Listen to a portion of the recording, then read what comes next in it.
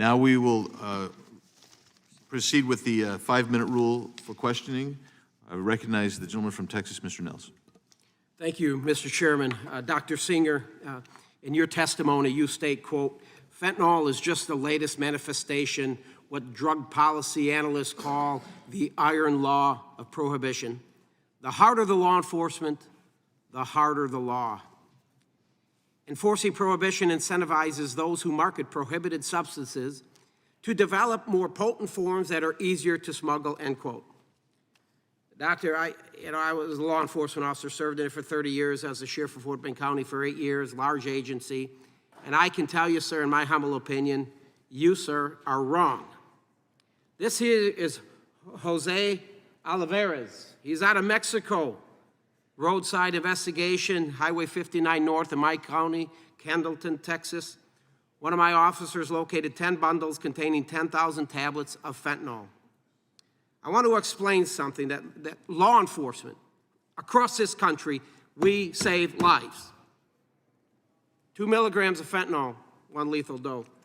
5 milligrams, look at the chart. Are you telling me, sir, that we should not have saved those 25,000 lives that this fentanyl would have killed? I'm telling you that there's another 25,000 lethal doses right behind that. I want to show you another example. This is Mr. Luis Garza. Garza was found by my officers, Beasley, Texas, Highway 59 north. During this investigation, my officers located 5 containers of 10,000 Xanax tablets that were discovered to contain fentanyl. Should law enforcement not have protected 25,000 lives that these tablets would have killed? I'm not Just say saying, yes or no. yes, they should have.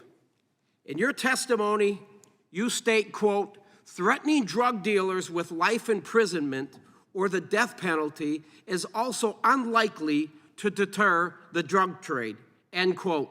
Mr. Nadler was up here just a few minutes ago. I'm paraphrasing him. He says, "We can't incarcerate ourselves out of this problem." And I'm agreeing with you. I realize that individuals, these drug cartels, drug dealers, they're risking their lives being involved in this business. I understand that. But I support President Trump and his recent comments related to making the sale and distribution of fentanyl a capital crime and the use of the death penalty. I believe this strategy will address this serious problem. And maybe not, it won't solve the problem, but I believe that if you start strapping a few of these ruthless bastards to a gurney and start filling them with the same drug they were selling to kill Americans, it would bring me a great deal of satisfaction. I want to thank those that are here. Ms. Rockwell Logan, I am so sorry. I had dinner with a gentleman last night, lost his 27-year-old son. He was shaking when I was having a conversation with him, and I told him I'm going to be here today. I'm sorry for your loss. I will do everything in my power to secure our southern border, to support our law enforcement, to make America first, to make America great again, and stop this deadly drug from making its way into our communities. Thank you. I yield back. I yield my time. Thank you for yielding, and thank you for your questioning.